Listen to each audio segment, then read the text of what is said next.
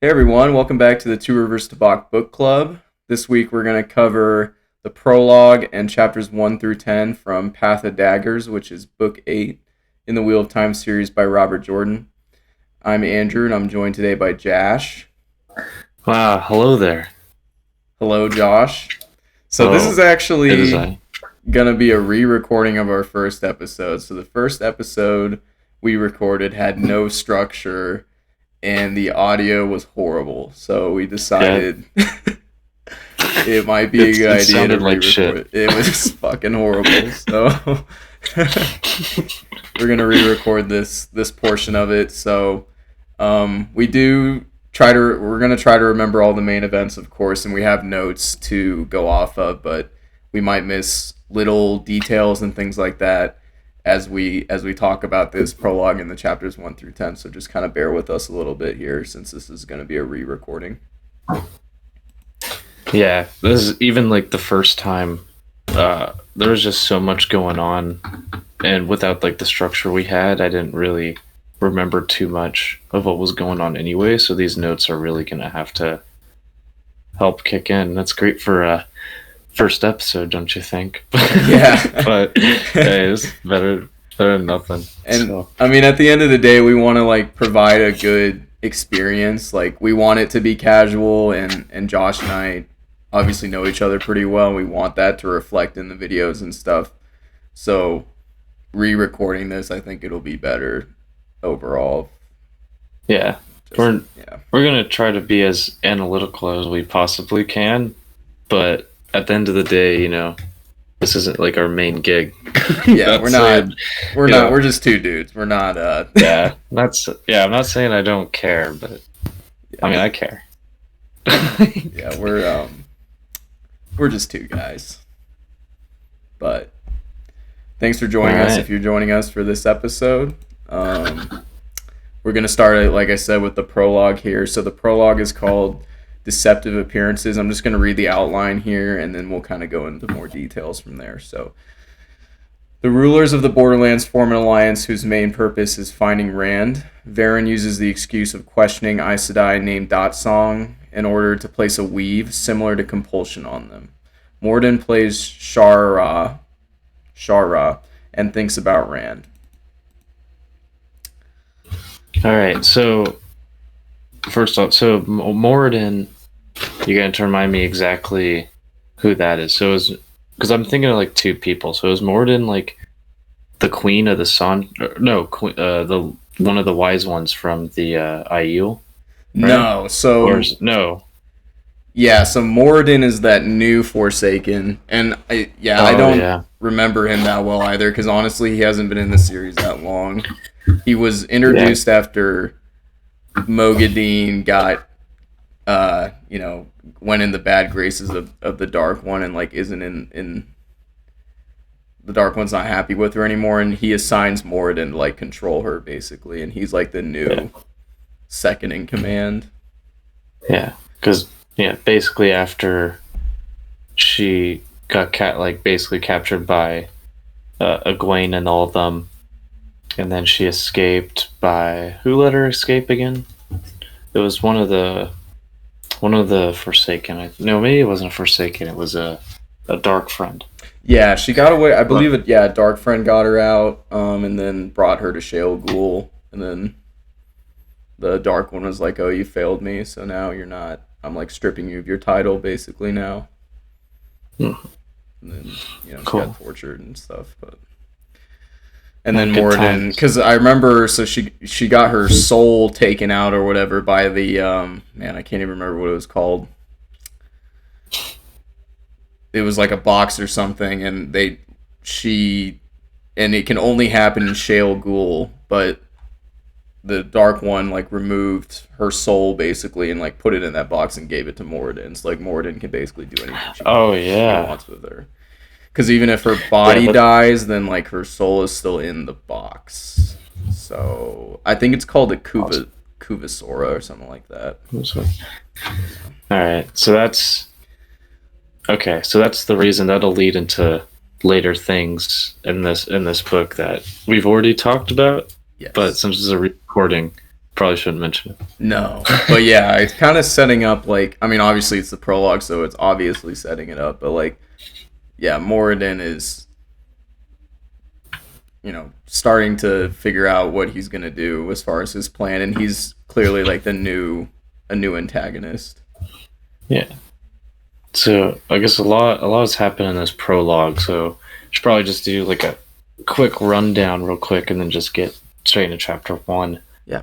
So definitely had to heavily use the notes for this one because it's been a couple weeks. So Athaniel, or am I pronouncing that wrong? Yeah, Queen of Candor. I can't remember exactly.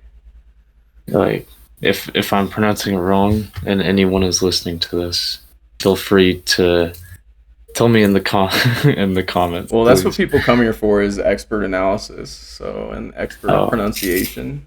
So and they're gonna, and you know what? We listened to the audiobook, and I can't even remember how to pronounce yeah, they literally pronounce it for us, and I can't remember at all. It's because what I'll say in episode 2, spoilers, is that we never have to say these out loud, so it's like we hear them, so like we understand it, but then it's like when we got to say it, it's like, oh, it's the first time in my life that I've had to say this word. Right. So Thaniela, whatever, the Queen of Candor, rides through the Black Hills with 50 of her best men. She asks the first counselor, Cerelia, that's probably it, if she's made the right choice. She thinks to herself that if the White Tower would not or could not do what must be done, then someone must. And now I'm just having to read this straight off. Yeah, and I'm kind of looking through here. Tenobi announced that she brought 5. Yeah, because she wanted to guard the Blight while the world crumbles behind her. Riding at her other side is Lord Baldheer, her sword bearer. She asked if he has any qualms, and he replies that he does not. Not like having to hide who he is. So, just seeing if you remember at all, we know we've seen Candor before, but like these, so this is the thing with a lot of these characters, is that there's so many characters all the time that I have a hard time remembering everybody. But I was seeing if you remembered any of these characters. Yeah, I remember kind of some of them, like obviously I think they mentioned Bashir. Yeah, Bashir, he's like the general from Saldaia. So it's all the leaders from, like I said, the borderlands, so like up north, like near the Blight. They're talking about all getting together and finding Rand. Oh, are these the people who were from like book the end of like book 1 in the when they're up in like the north, like far north, all those when leaders. Land's like training him on that tower at the beginning of book 2. Okay, so that's dude, wow, that is, how long has that been? This is the 8th book, right? Yeah, no, it's a while. Wow. Let's see. What else happened? There's a lot that happened here.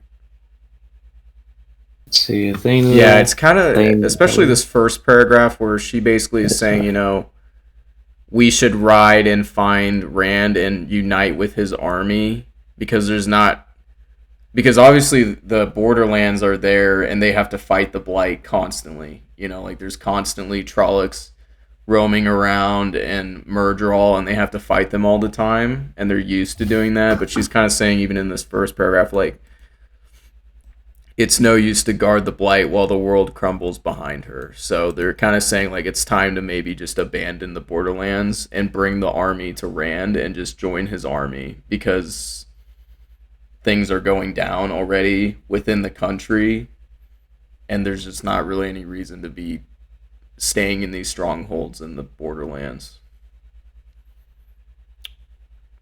Mm-hmm. And all these other leaders are kind of agreeing. Yeah, some of these I've been reading ahead too to try to jog my memory. But yeah, it just seems like a lot of these borderlands are basically just talking to each other about what Rand's doing, or Yeah.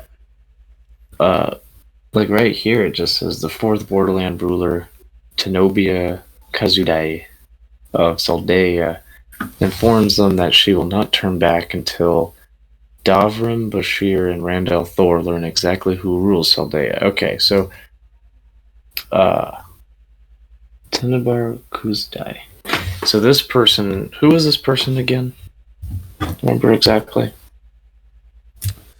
I can't remember exactly what these specific characters. I mean, I think overall with this section, like this is obviously split into three parts. This part, Varen's point, and then Moradin. But I mean, like overall, it just seems like they're gonna go and try and find Rand and like figure out a plan, and that's kind of what they're setting up here. I don't know. I'm not sure how much more there is here when I'm reading through this. Yeah, and I'm going through Moradin's too, and it's just kind of like Moradin's is kind of just similar, just like it's setting it. That's what it's yeah. called here, the mind Her, trap. yeah, her Moradin's whole thing in the prologue is basically just to set up her story in the book, obviously, and how she'll interact with other Forsaken and all that, with them not knowing what kind of like trouble she got herself into, and them still thinking she might have some sort of power. But here it shows it like going through Moradin's head. Yes. Seems like she's pissed too. Yeah. Yeah, and then we're also introduced into like, I know we probably got introduced to this last book too, but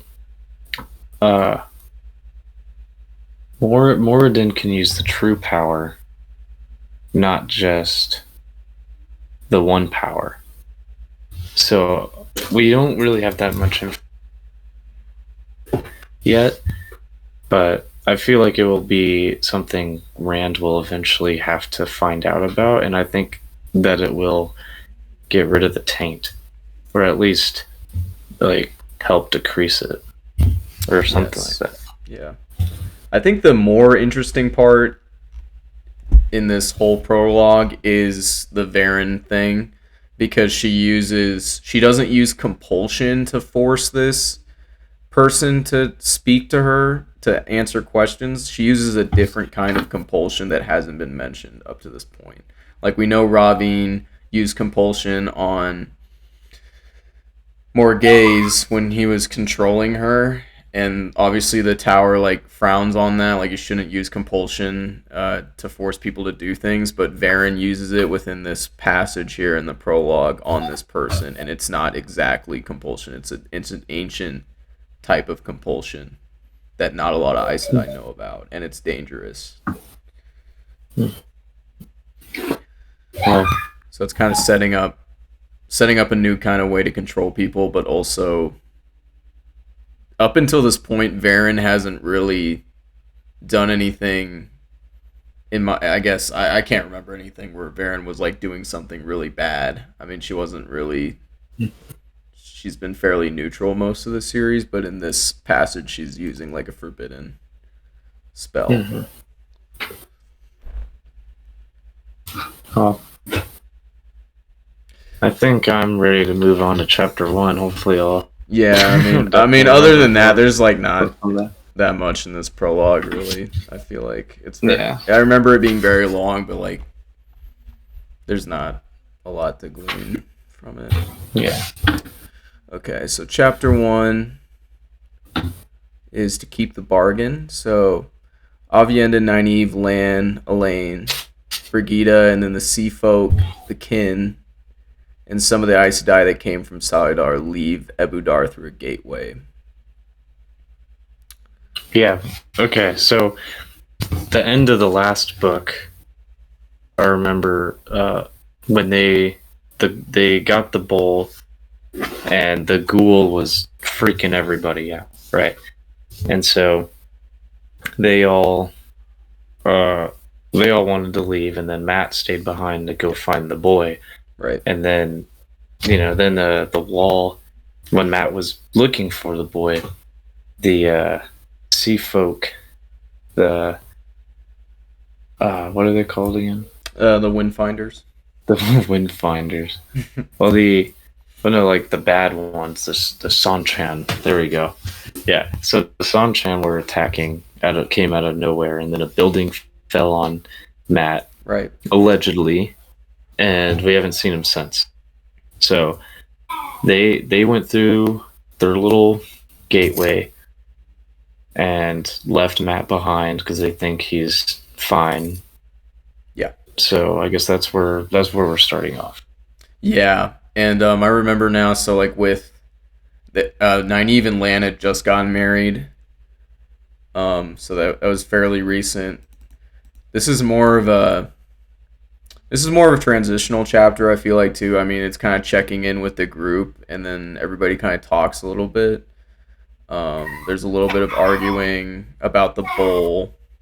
So some of the Aes Sedai guarding the bowl and people arguing about it. And then the end of it is when Aviendha sees someone suspicious, like high up on a building, and she freaks out because she thinks, it could be the golem, the monster. So she creates the gateway for them to leave and go and leave Abu Dar. So what do you think about the ghoul? Yeah, the golem. Exactly. The golem. Yeah. I said ghoul. Meant golem. I mean, golem. I got what you meant. I mean, same. that's what people come for. It's the expert pronunciation. So. Yeah, and the deep analytical analysis. Yeah. For the golem, I feel like when we first were introduced to the Murdral in like book 1, I'm taking this way back, so bear with me a little bit. But like, in the book 1 with Murdral, like it was kind of scary, right? The Murdral was very scary because they were so weak. And the Murdral was very strong compared to them, and they had never experienced anything like that. Nowadays, it's like Murdral just like fall from the sky, like they just kill them all the time. Yeah. You know what I mean? It's like a common enemy. It's like a level 5 enemy now. Book.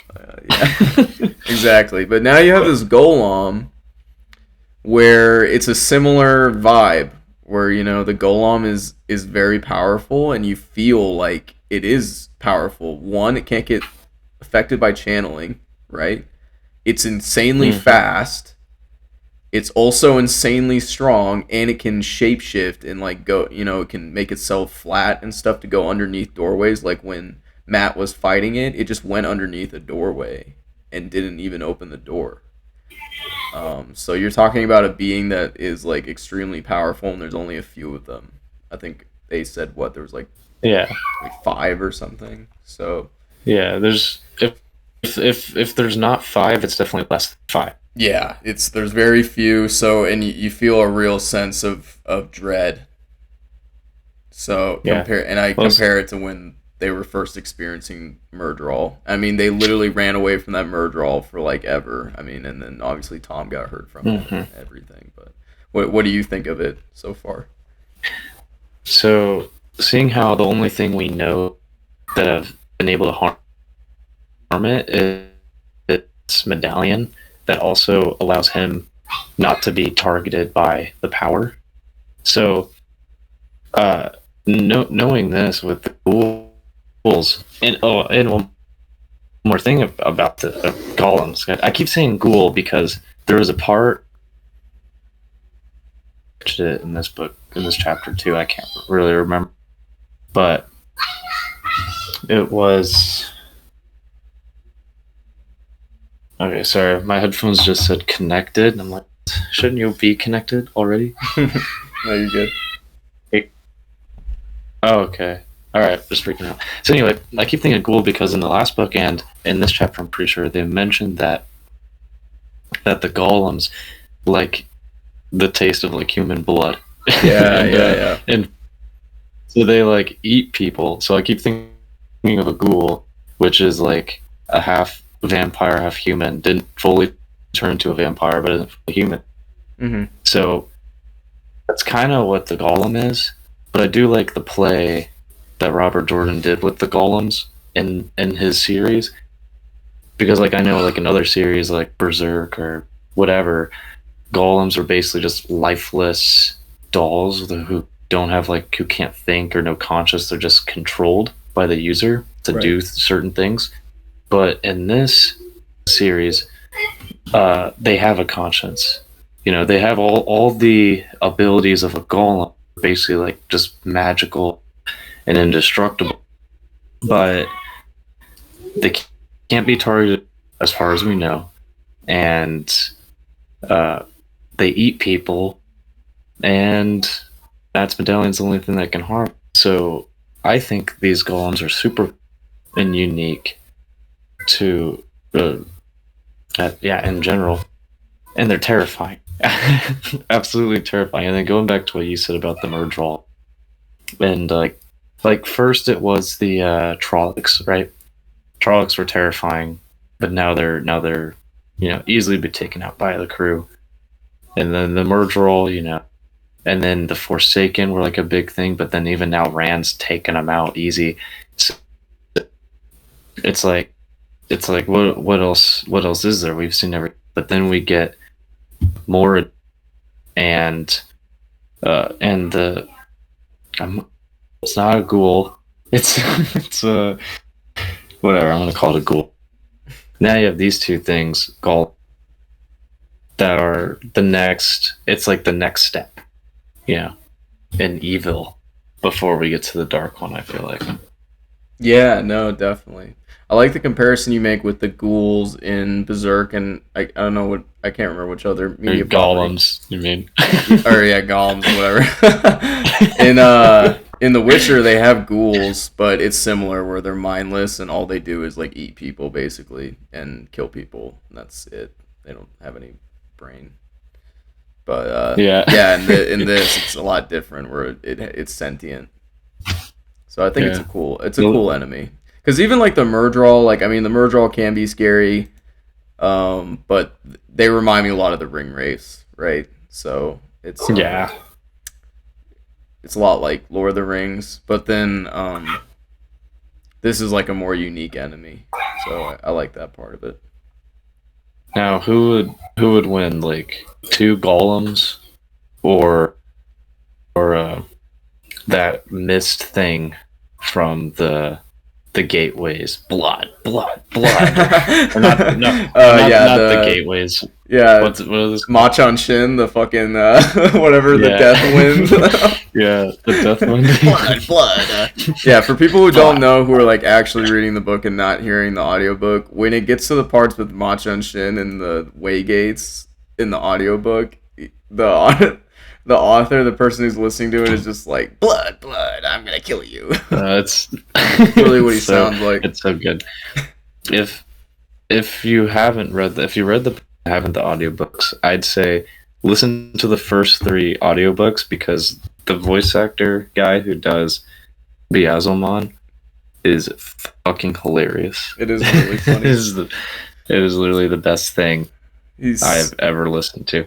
You are the dirt beneath my boot, you worm. Yeah, he sounds exactly like a cartoon like villain. It's pretty funny, from like a 90s cartoon or something. It's pretty great. So funny. But we're never gonna get through chapter 1. But all right, what else is here? Did they have arguments with in this chapter, did they show everybody like from the different groups like not getting along? Yeah, they were all kind of arguing about the Bowl of the Winds, and everybody was like uncomfortable with the winds or the bowl and guarding the Black Aja person, the Ispan. Oh yeah, so a shouting match between the Ken and the Sea Folk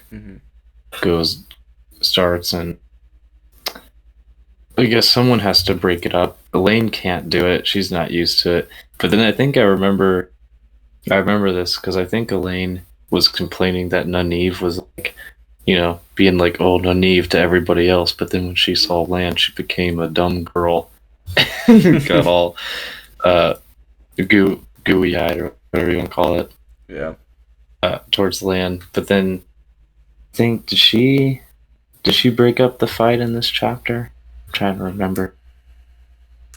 Can't remember who breaks it up, to be honest. It's definitely Nynaeve who breaks it up for sure. There's no one else who who can do it. Yeah, definitely.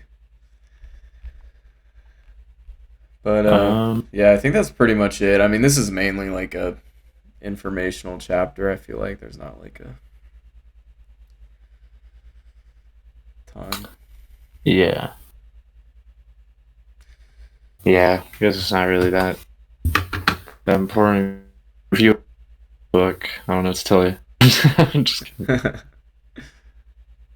Well, I mean, no, wait, you should read the book, or else you shouldn't be listening to this. Yeah. Don't listen to this book. Don't listen to this podcast. Just leave. Yeah, this is not for the hearing. Yeah. We only want deaf people listening to this. Honestly. And the blind to watch. Yeah. Alright. Alright. Chapter 2. Alright. Chapter Unweaving. 2. Unweaving. So Elaine's party moves safely from Ebudar, and Avienda unweaves the gateway to Moradin's surprise. He thinks he needs to find them and prevent them from fixing the weather. The golem also decides to look for the group of women. So I remember this part. Yeah. Yeah, this is when it starts to really, like, there's things actually happening. Obviously the first part here with Avienda unweaving the gateway, she did this unprompted. So they go through the gateway, and then she unweaves the gateway, and then all the Aes Sedai are losing their minds on her because they're like, why did you do that? You could have killed everyone. Because I guess if you don't unweave the gateway correctly, it can cause an explosion. It can cause you to get stilled. It can kill people because it's a lot of energy being stored in the gateway. But Avienda's reasoning, if I remember correctly, was to make it so there wasn't any trace of the gateway, so that way Moradin can't trace where they went, or like any of the Dark Friends.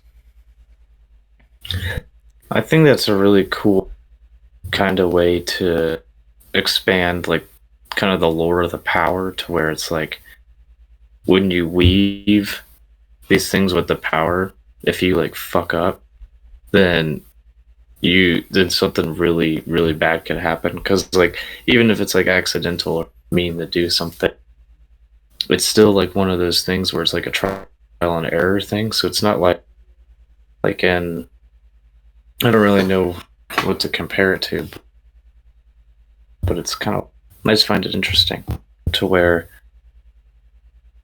even like the little things of making sure they can't follow us, one mistake of unweaving this portal could destroy like miles of land, killing everybody. And it's just like, whoa, damn. It's like she's not even done doing it yet. So basically, if all these people are freaking out while she's in the middle of doing it, you're just like, maybe that's not the best idea. Yeah, it's like when someone's screaming at somebody. It's like if I'm disarming a bomb and you're like, hey, Andrew, by the way, a lot of pressure here. If you fuck this up, we all die. It's like, yeah. Like, yeah, you stupid idiot. Yeah, you fucking idiot. Like, what are you doing? What are you doing? Yeah, don't look at me. Look at the bomb. That's kind of how I saw.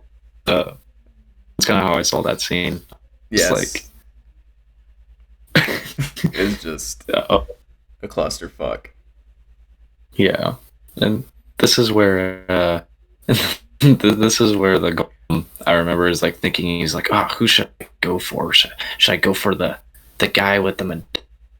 Should I go for the Dragon Reborn? I can't remember if he says that or not. I'm just adding it in there, but yes. No, I'm gonna go for the women. And I'm just like, oh, dude. But he's like, I'll take my time. I'll stalk. I'll eat people on my road there. And I'm just like, yeah, like, I think this is a chapter where he does like eat someone, or they show it or whatever. Yeah. This is Loves Blood. This would be a really cool show. Blood. In the show, Loves Blood. Well, Almost as much as Machan so Shin. in the show, Not quite yeah, as much. in the show they'll probably give him big ears and a wig. Yeah, and they'll make the Cut. golem look like an ogier Well, should, and yeah. then and then Loyal will just look like a normal human with like weird skin. Friend, Yeah. how am I supposed to write my book? God, I love Loyal. Need more Loyal in this. That's Yeah. what we're missing. Fun fact. Sorry to deviate from the chapter. We were gonna name this Loyal's book club or something like that, but it's already taken. Someone took. Yeah, somebody else is already using that. We wanted to differentiate. Loyal's popular, man. Dude, yeah. I mean, Loyal's a fucking bro. He is a You know real when he one. picks up those axes and he's with Perrin saving the two rivers. It's pretty cool. You know, for a podcast that it's called Two Rivers to Back, we seem to say, "Oh, I don't remember a lot of this." Story. The series we're reading. Where we read the story, we just don't remember 80% of it. I'm just kidding. Story. And all right, anything else you want to touch up on besides those two things? There has to be something. That's pretty much. I mean, we've read these 10 chapters. Yeah, I mean that's pretty much it. Moradin, says he needs to stop them because obviously he doesn't want him to change the weather from getting hotter. There's not much else in this, I feel like. So we can move on unless you have anything else. Yeah. I'm kind of just looking over the notes to see if there's anything I kind of want to talk about.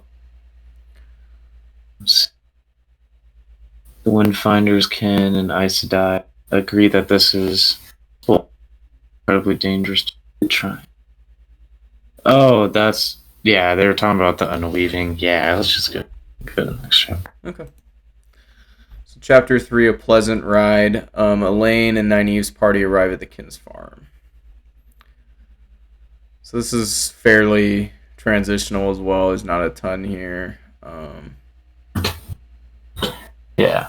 See, a lot of these chapters where it's a bunch of the girls chapter and then the Rand chapters, it's if Rand had 3 chapters, it's kind of the first 2 blend in, and then it's from the second, third one, it's okay, then it's distinguished.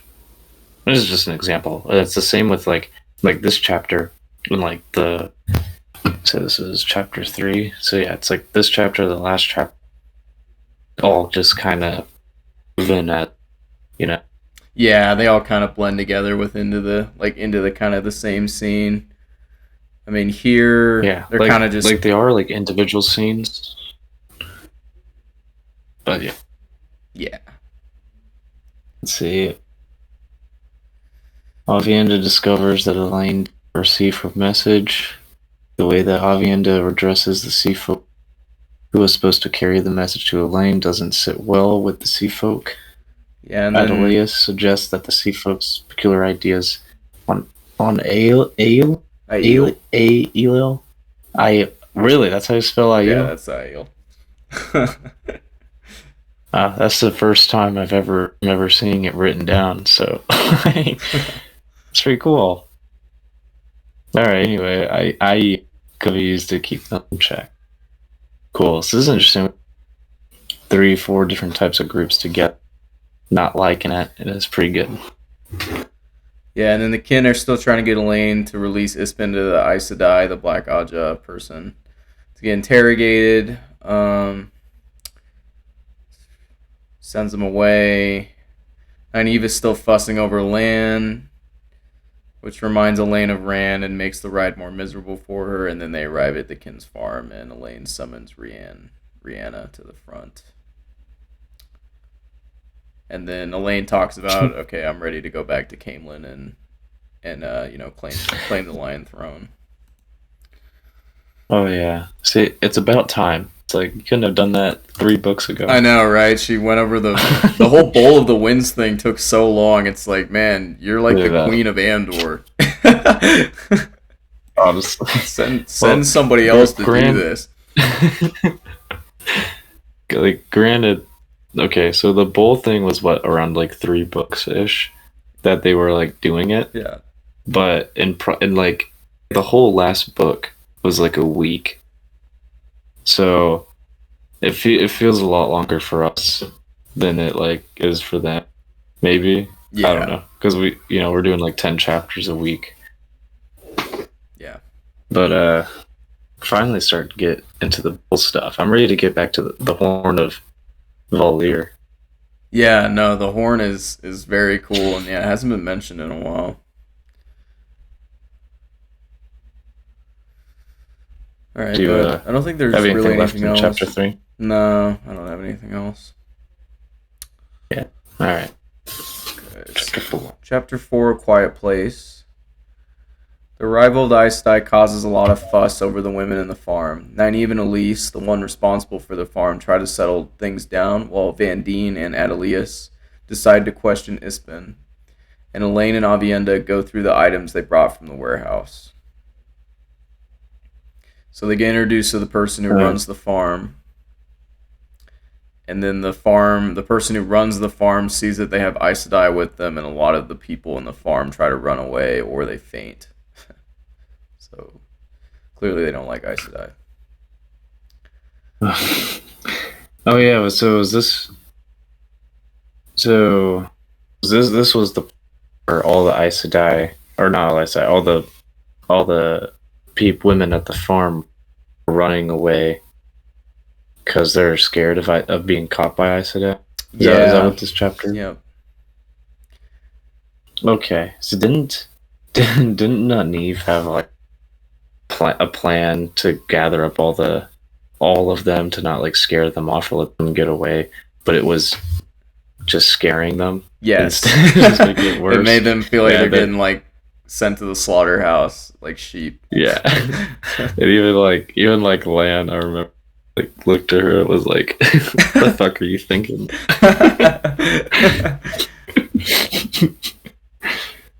Let's see. I can't remember exactly what the first word, but also I would say it. It's, And it looks no, I like guess not. so Ispan is being shielded. The herbs that Nynaeve are she gave the Black Sister are waning. They want to interrogate her. Ispan still denies being a Black Sister. Elaine gets angry about that and wants to like torture her, but she can't because of the Tower Law doesn't allow for that kind of torture.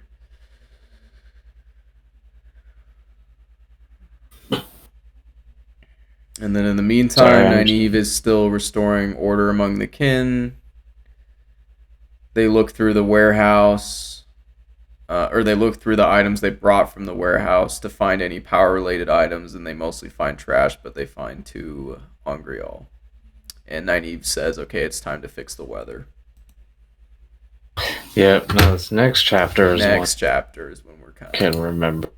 yeah. Yeah, this is when we're doing good. So this is like one of the more important chapters. So chapter 5, the Breaking Storm. 13 linked female channelers use the Bowl of the Winds. They realize the Shan Chan are attacking Ebudar and decide they need to move. Elaine tells the Windfinders that their part of the bargain is not fulfilled until the weather changes. Yeah. So, So go ahead. Yeah. right. So this was kind of like the chapter that got me in first invested into this book because like the other stuff was cool with the golem and all that, but then like the last couple chapters for me just kind of like just went by and it had its moments. But this one where it's like they're trying to pick and choose who's powerful enough to come to the circle, and they gotta like even it out through parties so that not particular party feels like being uh basically pushed out or anything. And then I think correct me if I'm wrong. Wasn't there a part where Nynaeve like wanted to like take control of the circle or something, but she like couldn't and had to let one of the other people take control of like who's going where and who's doing what? I believe Do you so. remember? Yes.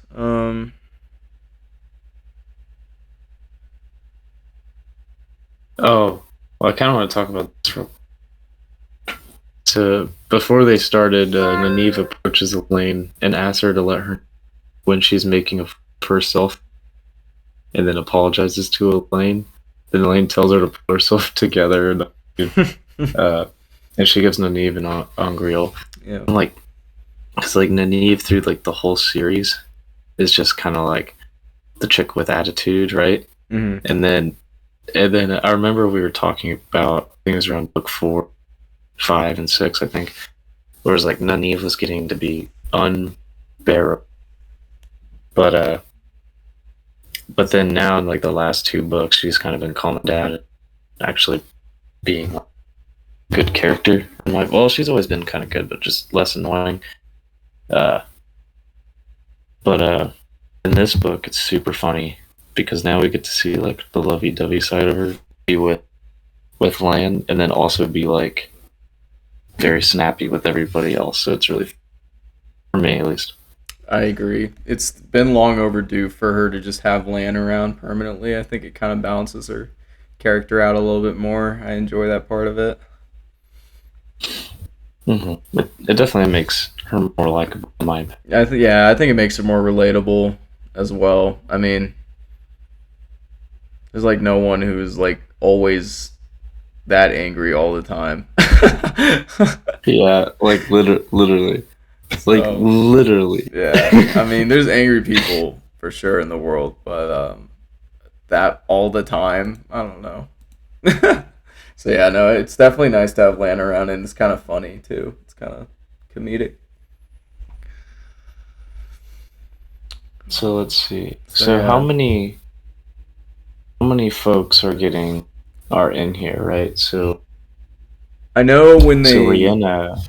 when they link, they have to use some of the wind finders because they don't have enough just from the Aes Sedai and the and like Nynaeve. Yeah, so they have to use the Sifa. Mm-hmm. Yeah. So they have to explain it to them. Renila thinks it's dangerous.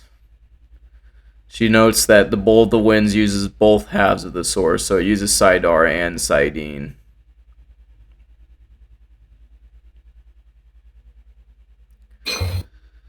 And It's then, like wait, or no, go ahead.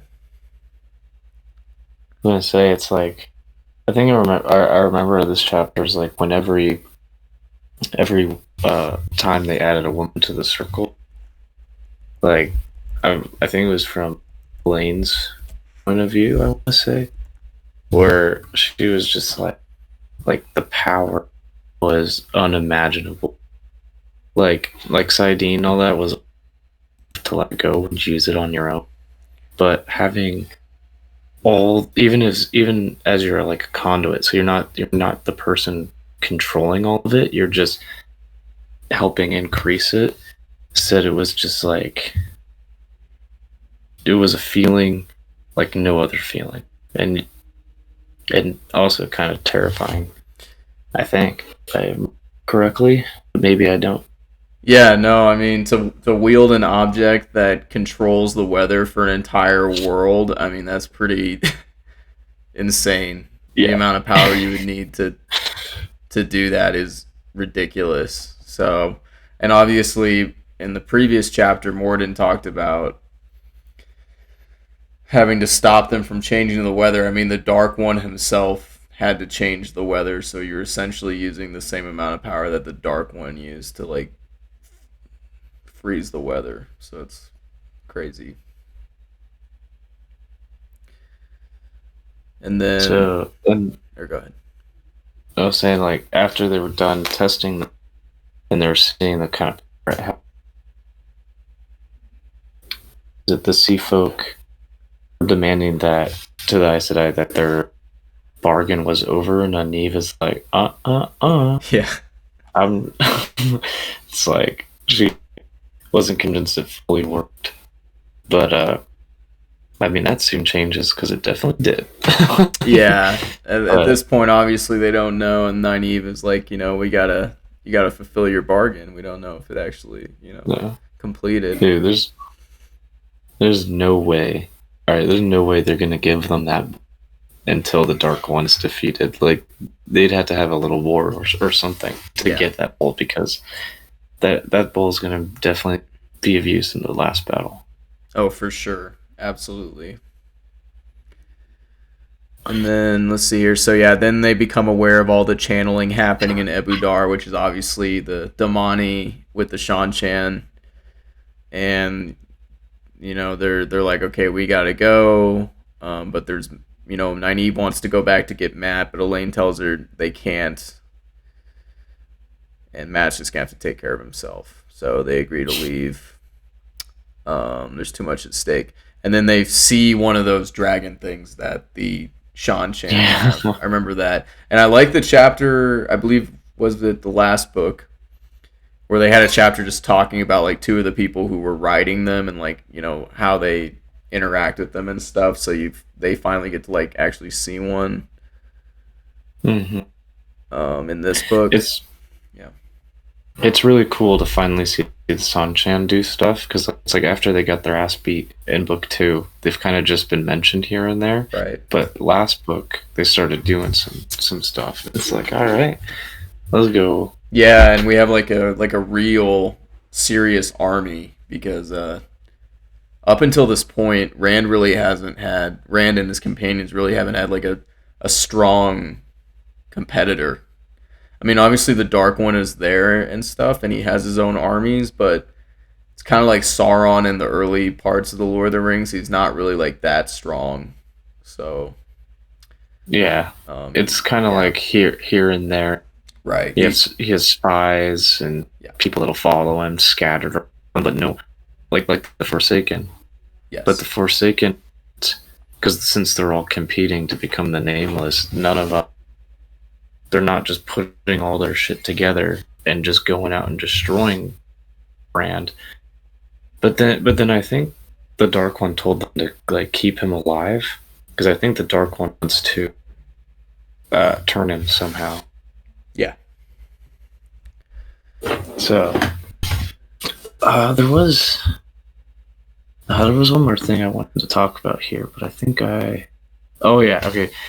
So what do you think about this? So was it book 3 when Rand was he was in Tyr trying to see if he was going to fulfill the prophecy to see if he's a dragon by getting the sword, Calamir or whatever, and Matt is there too, and he finds out that girls are captured, right?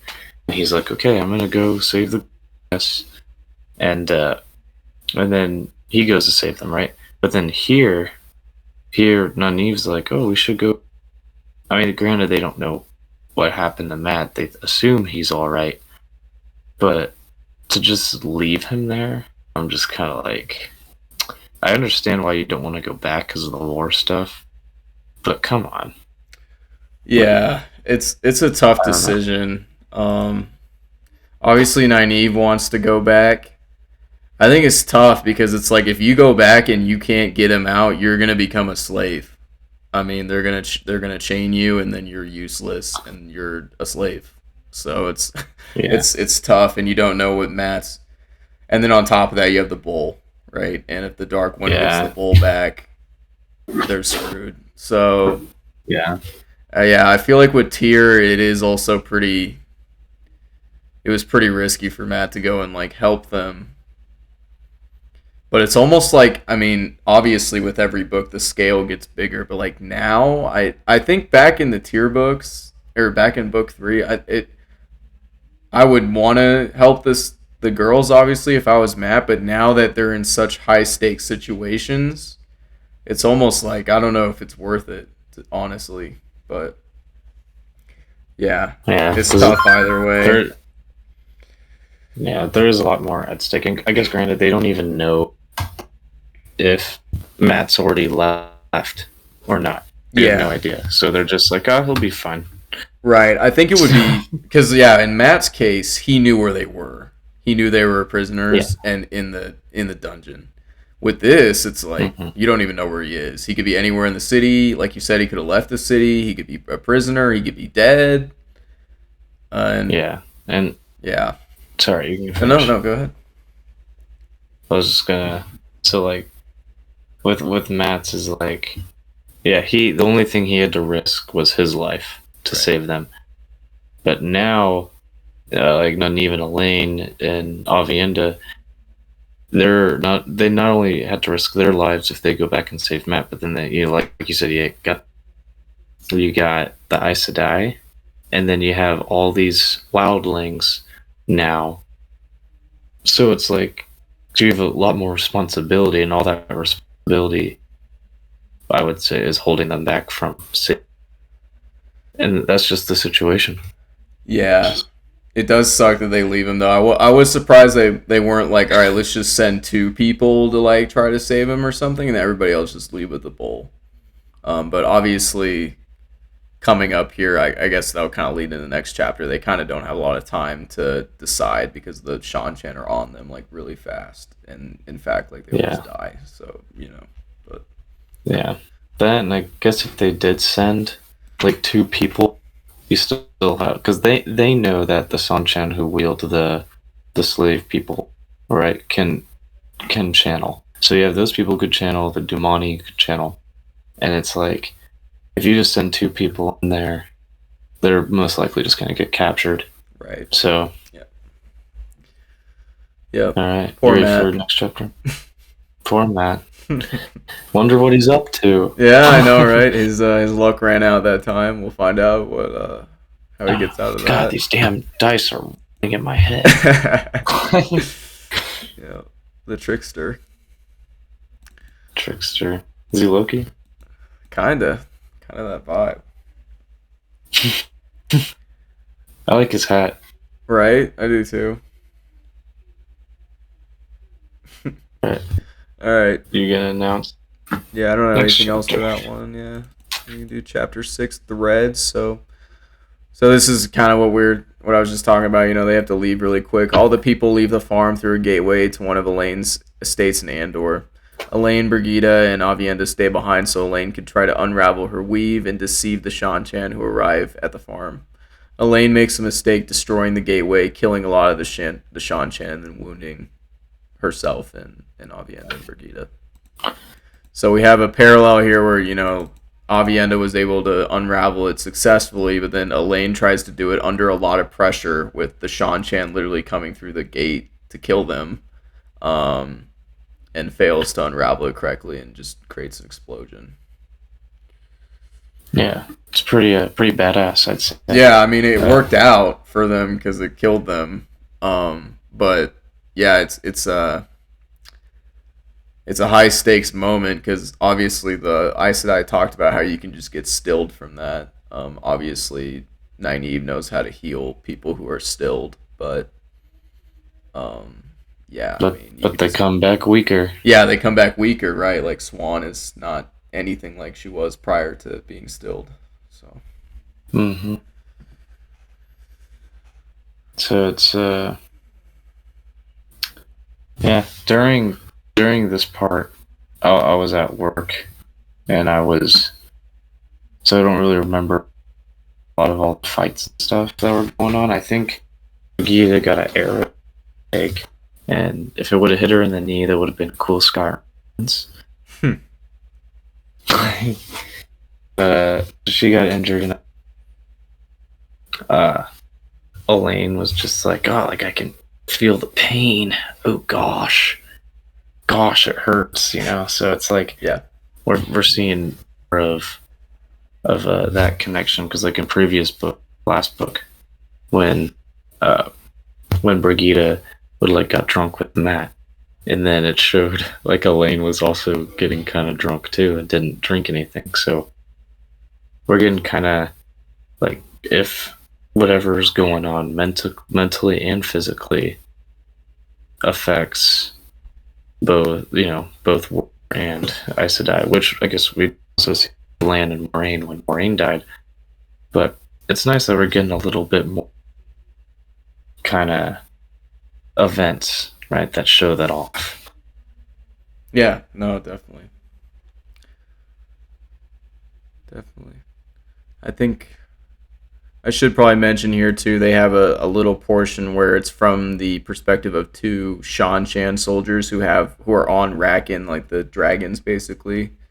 And then when the explosion happens, one of them dies. The dragon like loses control and just dies, and they hit the ground. But I think that's about it for this chapter. Yeah, don't worry. We'll be able to go more in detail with later episodes when it's not like 2 weeks since we since Yeah, we read no, I mean, it's like yeah, just making sure here. No, I mean that's pretty much it, honestly. Okay, so chapter 7 at Goat Pen. oh yeah. Perrin sends Berelain as an envoy to the Queen of Gillidan. Later, he saves Morghese, going under the name of Magdan and her company from the Prophet's Men. Yes. This. One sec. All right. So, sorry. You can continue. Oh no, you're good. You go ahead. So, let's see. So to say, this chapter was like completely like woke me up and when I was first reading this. Now, all right, here we go. Finally, some Perrin because we don't get enough Perrin. And what I thought was really funny about this is that the only people who like in this group that really know what Morghese looks like is obviously Elaine and Rand, right? So no one else has seen her, because they're all from like small town Two Rivers. Yeah, so, so he doesn't even. Baron doesn't even know that he has like a queen that's now his wife's servant. But now I'm thinking, does Fael know that Morghese is the queen? Or does she just think she's like willing, just a really good servant or whatever, No, I remember she doesn't know, but she does note that like for being a servant, supposedly, like she's very regal, like acts very queenly and like, is very stubborn and stuff and doesn't seem like she's used to taking orders. So she does notice like that part of Morghese, but she doesn't know she's a queen. I remember Isn't that. do you remember when Perrin was like, yeah, so they were talking about the rumors about Rand and stuff, and Perrin's like, no, we're trying to look. Rand is looking for Elaine so he can make her the queen of the Andor. Yeah, so no one knows it's Morghese except the people who aren't here. And what's the maid's name? Like Linlin? Oh no, now I remember what I was gonna say. All right, so the part where Perrin was like, Rand's looking for Elaine to put her on the Lion Throne, to give her the Lion Throne, and then Morghese just loses her shit, right? Yeah. And she's just like, you cannot give her the Lion Throne. She deserves it. She earns it. And then, dude, what the fuck?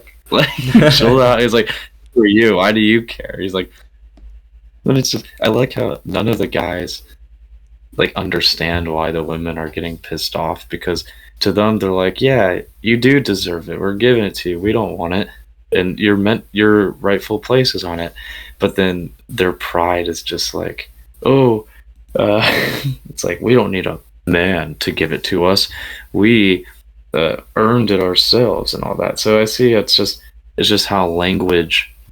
That's another thing that's really funny. It's the use of language is really interesting, and how he has other people reacting to certain ways people are saying something, because obviously Perrin and Rand and even Matt to the extent is just like, yeah, this is yours, we're gonna give it back to you. Then they're like, it's been mine the whole time. It's like, all right, shut up. Whatever. It's just, I thought that part was really. Yeah, it's a little bit comedic because yeah, parents like, why do you care so much about that? um,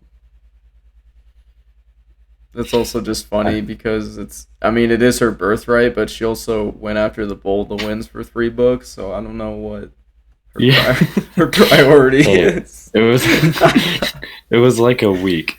Yeah, it was like it wasn't very long, like in the canonical, Well, the time, like chronological sense, but like from a book perspective, it seemed like forever. yeah. Well, the traveling probably took a couple weeks or a Yeah, month or right. so, but the entire bowl experience was a week. So yeah, it was way more than a week. Let's just say that.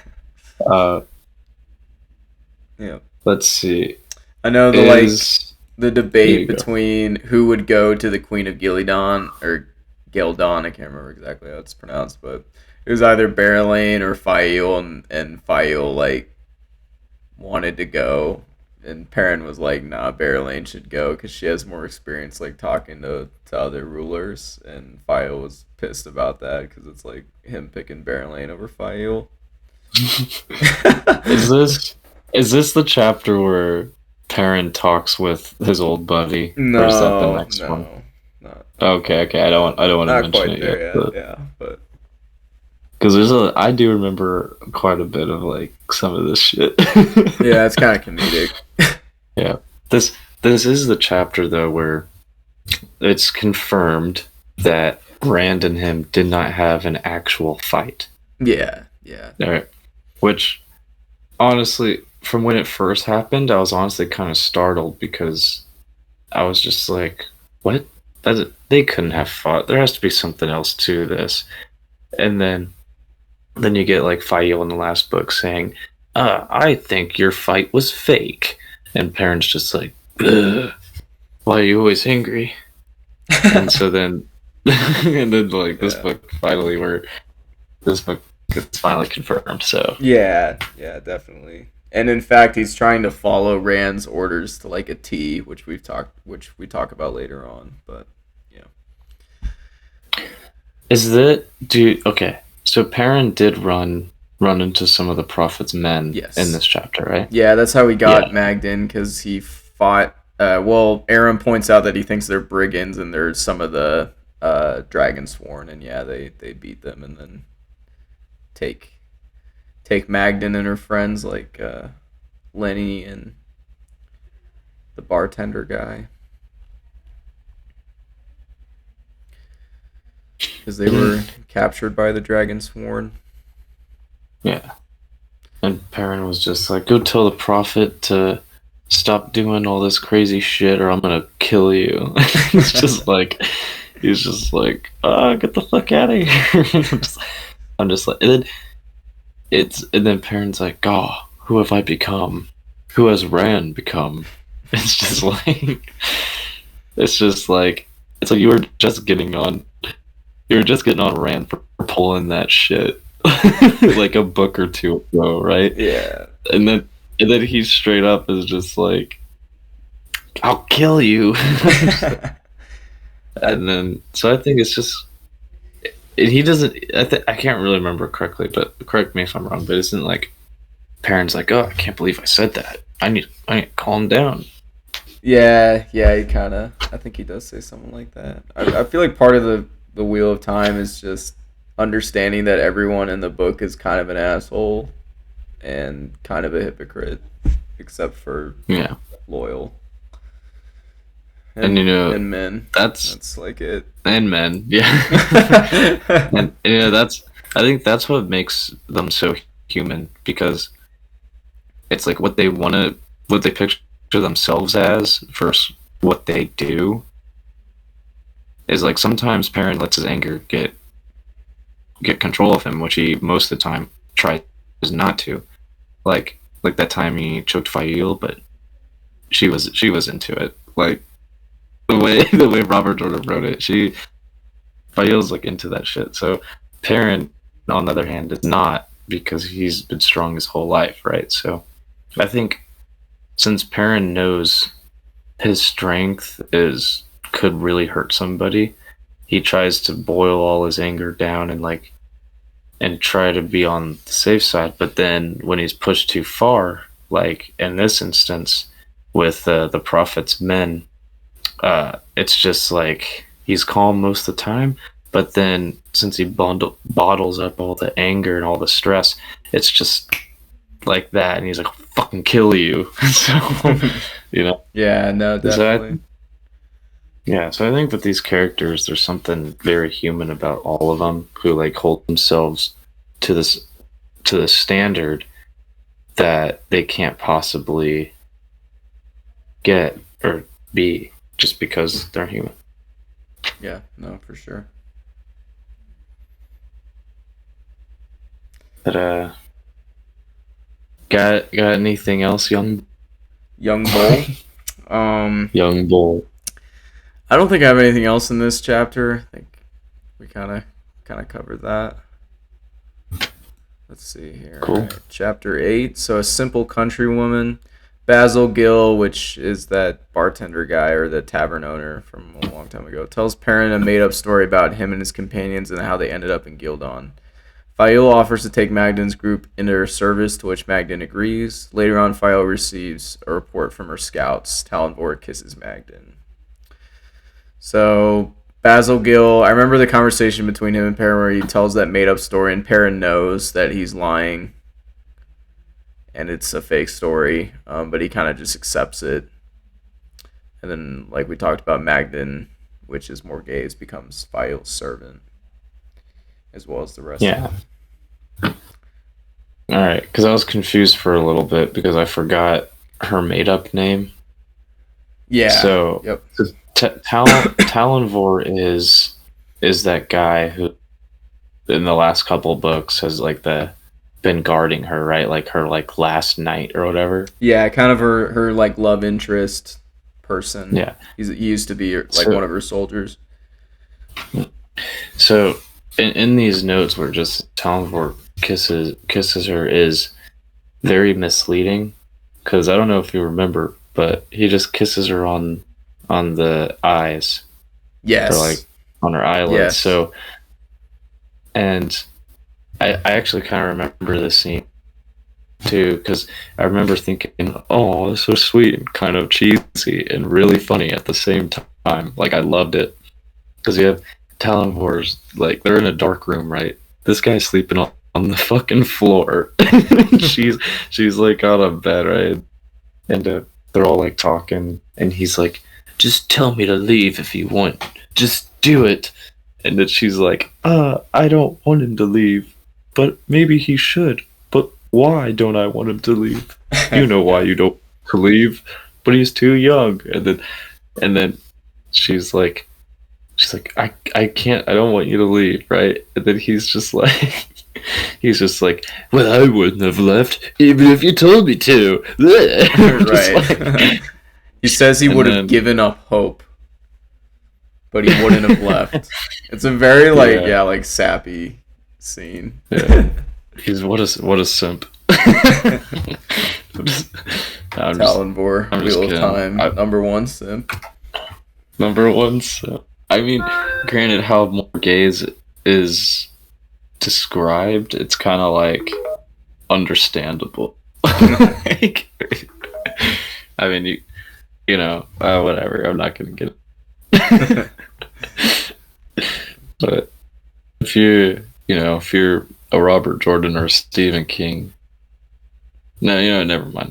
Anyway, so what else happened in this chapter? So that was like the main thing. Honestly, that's pretty much it. There's not a lot like in this chapter. It's kind of those three things. Has to be, yeah.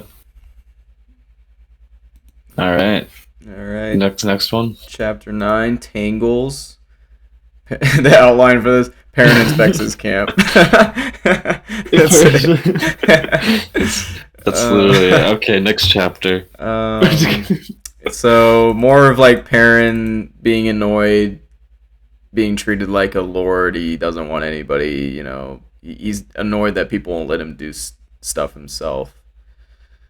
hmm Um, I yeah, go ahead. so at the beginning of this chapter, parents like describing like how like Fail is good at like smarter than him and like all that stuff, and how uh she's able to get past his defenses, like lying and stuff, without him really noticing it. And then there's a really good thing I thought it was interesting was when Perrin like woke up and he's just like, oh, Fail, how did she's so good at like, because like normal people I'll be able to like smell or hear a really light sleeper, but she's able to just get up and leave the tent without me even noticing. And I'm just like, wow, that's a sneaky chick. And then I know like I think it goes into her view a little bit too, I think, and she's like, God, Perrin's so much smarter than he realizes. Like, I can barely even get away with some of the shit I do because he sees right through me. It's just a super interesting comparison between both of them. Yeah, no, for sure. A little bit more development in their relationship. What else happened in Let's here? see. Perrin talks to Gil again, and Fael made him Shambayan, which just means he's supplying Perrin. Since Perrin approaches Aiel. When do you think Perrin will get over the whole Lord thing? Because I mean, we're eight books in, so that happened in like book 4. Yeah. Uh, So I feel like even now he's gotten a little bit more over it just since he doesn't correct every. I mean, he still does sometimes, but he doesn't correct every single person all the time. And yeah, I don't know when he will necessarily get over it. I know we even talked about that with like Rand to a certain extent, and he kind of, I mean, he had to get over it because he's literally the dragon. But yeah, I don't know if, yeah, I mean, yeah. yeah, I don't know when Perrin will Sorry. get over it. No, you're good. Just because I feel like that's kind of a core part of Perrin's character is he's just kind of like a guy. I mean, he's like a wolf guy, but at the end of the day, he's kind of just a guy. So, but yeah. Didn't so in also in this chapter, uh, when Perrin has the meeting with the wise ones, right? And they're all like, "Dude, you gotta kill this fucking prophet, dude. He's nuts." Like, and then Yes. Perrin's Yes. like, "I don't want to do that because Rand told me not to." And then the wise ones are like, I forget the quote they said, but just like, you wouldn't let like a rabid dog into your dog posse or whatever. I don't Your dog posse. Yeah. When I'm hanging out with my dogs, that's know. what I call them, is a dog posse. Yeah. so so it's like, so that the wise ones are like, don't be a fool. Kill We gotta kill the guy. And so Those wise ones, they're so wise. yeah, it Don't let was them so into the wise. dog Whatever. posse. The lot. The wise ones are part of the dog posse, but not the prophet. Yeah. He was a rabid bitch. Yeah. I think That we talked about this in the first recording, but Perrin is like trying to follow Rand's orders like to the letter, and that's a little bit kind of like Galad style of thinking, where it's like I'm gonna do everything I can to do the right thing, no matter if it's the wrong decision.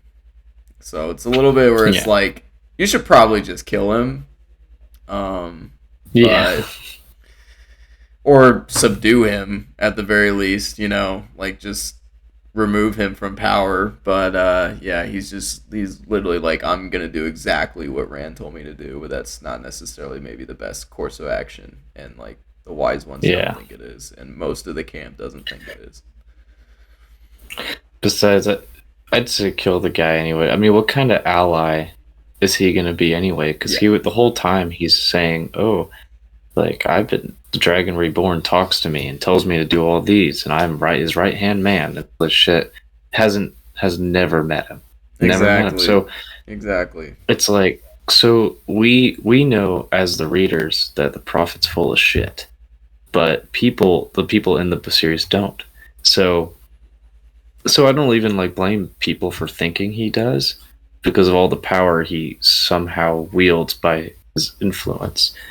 So that's why I'm just like I can get why Rand would want to try to use him because of his influence, but I think there's a point to where he no longer becomes useful, but just be a hindrance Yeah, definitely. and And potentially a problem, long problem, big yeah, problem. no, big problem. I mean, he's already kind of a big problem. It's taking all of Perrin's attention and some of Rand's army and like resources. I mean, and even if Perrin brings him back to Rand, I feel like Rand's either just gonna kill him or jail him anyway. I mean, what are you gonna do with this guy? He's insane. Yeah, So he's basically Podong Fang, but yeah, but like not with the Dark One or something. Like I wouldn't yeah, say he's with Rand because there's no way, dude. He'd no way. definitely a similar vibe though, where it's just like an insane person. Like he doesn't really, he's just not rooted in reality. Yeah, dude's nut. All right, All right, I think that's last pretty much chapter. it here, right? Yeah, pretty much. Okay, chapter 10 changes. So Elias, so yeah, this is where Elias, the other wolf Yep. guy, is back. Joins Yeah. Perrin. Hell yeah. Queen Alejandra of Gillidan pledges fealty to Perrin. Faiola persuades Alejandre to ride with Perrin. Perrin gives orders for some Dragonsworn to be hanged or for burning a farm with the people still inside it. So yeah, we have Elias come back. Who, man, when did Perrin and Elias hang out? Was that like book two? Book one. Book Book one? one. Really? Book one. Yep. Wow. We haven't seen because they met when the group got when the whole group was together, with Tom Maryland, Yeah. and Moraine, Lan, all them. Mm-hmm. When they went through the fog, they were being chased by Trollocs and Murdrol. They get separated, and that's where like Rand, Matt, and Tom are in one spot. Yeah. Perrin, Egwene, Moraine, Lan. Okay, I can't remember how everyone started. I remember now it was Perrin and Egwene were with Elias in the forest because Perrin and Egwene were just wandering around the forest and they met Elias. And then Moraine and Lan were wandering around following Rand and Matt. With Nynaeve. And yeah, Nynaeve finds them in the forest. Yeah. Yeah. And that was and I still remember the scene where Nynaeve tries to step towards Moraine and Lan like grabs her arm or something and she is like, wow, that's the most muscular arm I've ever seen. It's like that scene where Arnold Schwarzenegger does the meme where he like clasps that other guy's arm and their biceps are like huge. Yeah. I just thought of that when she like grabs. Yeah.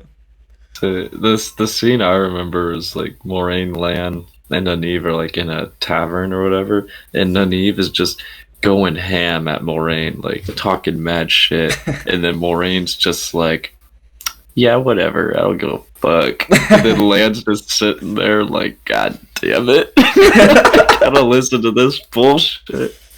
And then Nynaeve like keeps glancing at Lan, and you could just tell that Nynaeve is like, oh golly, what are these feelings? And then Lan's just like, oh geez, and then Moraine's just like, God, where the fuck is Rand? Or I guess at that point she didn't know who the dragon was, but she thought it was one of the three. Yeah, anyway. Yeah. She knew they were Tarviran though, like all three of them. Yeah, so, yeah, she knew. Obviously, one of them was.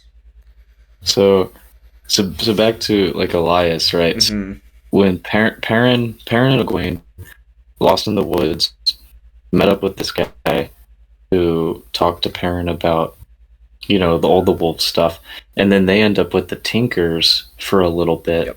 Yep. We get to learn about them, and then then they all go their separate ways, and Elias leaves.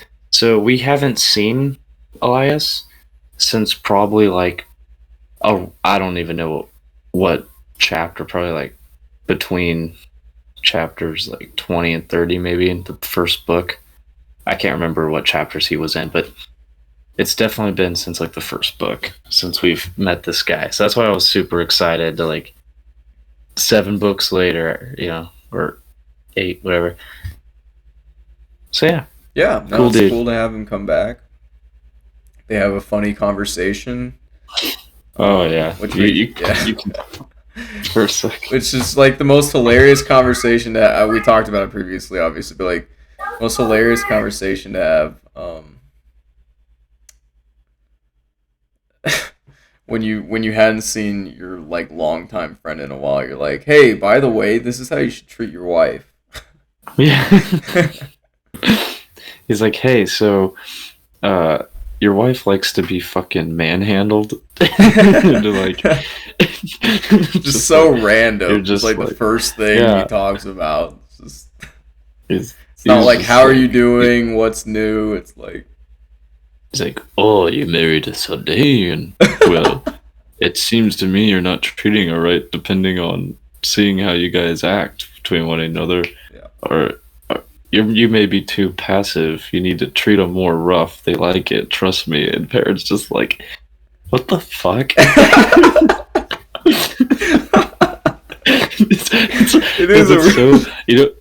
It's like a weird conversation. Yeah, well, you know what's so funny about it? So Perrin's like whole character is that he's so strong that he forces himself to hold back.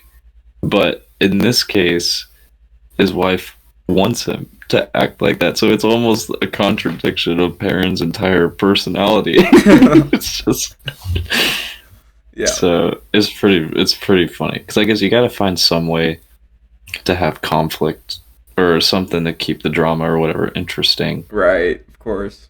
Between like all the books between these two characters, and so definitely. I mean between Fail and Perrin. I mean, so yeah, it was great.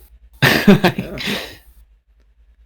Is there and then like the queen of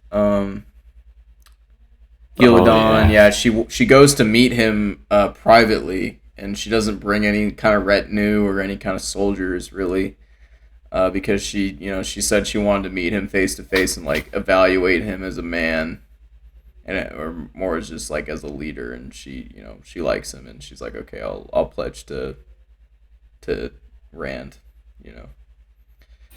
Yeah, this part for me was super funny because I was at the gym and during this, and during like I'm like it's kind of hard waits when I'm like dying of laughter because like I'm just like in the middle of the gym with my headphones on, just chuckling because like Perrin cracks me up because none of these guys like Rand had to learn how to act around nobles and all that for a while, and then so did Matt when he started hanging around Rand more often. But Perrin's just been fucking off doing his own thing through most of these books, that this is like the first time he's actually interacting with like a queen, a noble person, a person of higher status.